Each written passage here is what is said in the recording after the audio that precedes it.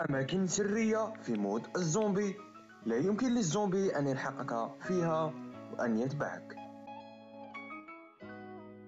عدنا لكم أعزائي المشاهدين، والآن سنتطرق إلى أفضل الأماكن التي يمكنك الهرب من الزومبي، أو لا يستطيعون الزومبي ملاحقتك واستطيع الفرار منهم. والآن سنتطرق إليهم بالواحدة. أعزائي المشاهدين، هناك المنطقة الأولى وهي منطقة مركز الشرطة RPD. كيف تستطيع الذهاب إليها؟ أولا عزيزي المشاهد، سوف تقوم بالنزول إلى هذه المنطقة سكول التي علمتها أنا على الخريطة كما ترى. بعدها سوف تقوم بالنزول إليها. بعد النزول عزيزي المشاهد، ماذا سوف تفعل؟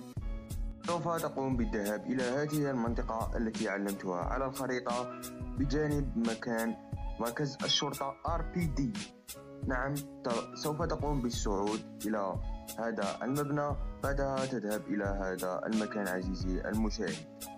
بعدها ستنتظر، ثم تصعد إلى هنا وتقوم بالمحاولة بالصعود إلى فوق، لكن يجب أن تأخذ معك سلاح، وهذا للدفاع عن نفسك في حالة ما إذا جاء الزومبي ولحق بك، لأن في هذه المنطقة يمكن للزومبي أن يلحق بك ويؤدي بك بالضرر أو يقتلك. لذلك خذ معك سلاح احتياطي، وهذا لتجنبه قبل أن تصعد. بعدها سوف تذهب وتحاول الصعود. قم بالصعود فوق هذه اللوحة. بعدها قم بالقفز عديد المرات حتى تنجح معك الطريقة. افضل تقفز تقفز تقفز حتى يقوم بالصعود يا عزيزي. بعدها سوف يصعد، ثم توجه إلى اليمين. بعدها اتجه مباشرة، ثم حاول أن تصعد فوق تلك الصخرة التي هي متواجدة أمامنا الآن. بعد ذلك اصعد فوقها، ثم قم بالقفز أيضا، ثم اصعد إلى الفوق.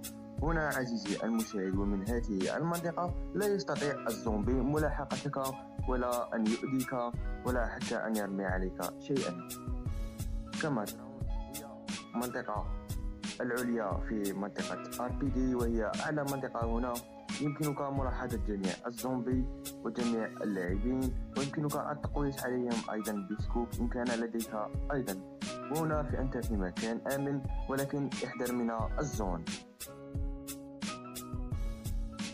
وكما ترى هنا في هذه المنطقة RPD العليا تجد دجاجة كما ترون وتصيح، سوف تجدها تصيح. الآن أعزائي أحبائي المشاهدين، ننتقل إلى المنطقة الثانية، والتي لا يستطيع الزومبي أيضا ملاحقتك والتمكن منك أو إيذائك، وهي المنطقة التي معلمة عليها الآن في الخريطة. قم بالنزول عليها، وهي البيوت المغمورة بالمياه كما ترون مكانها بالخريطة. قم بالنزول إليها. بعدها اذهب إلى هذا المكان، حيث عزيزي المشاهد إن ذهبت إلى المياه الغير عامقة فسوف يأتي الزومبي ويلاحقك، ويمكن أن يضربك أو يقتلك. ولكن هناك منطقة بهذه البيوت حيث أن هناك نهر. إن كنت في النهر حيث الزومبي لا يستطيع ملاحقتك ولا إيذائك. كما ترى الآن عندما تدخل إلى النهر سوف يقوم بالرجوع إلى حيث ما أتى، وإن خرجت من النهر سوف يعود إليك لمحاربتك. لذلك هذا أفضل مكان أيضا للتخلص من الزومبي وعدم إيذائه.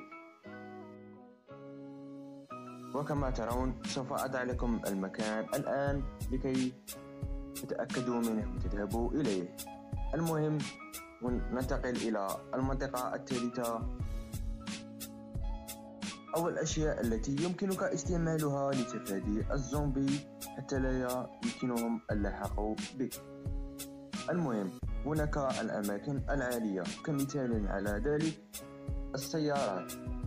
يمكنك الصعود فوق السيارات، حيث عندما يأتي إليك الزومبي لا يمكنه قتالك أو مقاتلتك، لذلك اصعد فوق السيارة.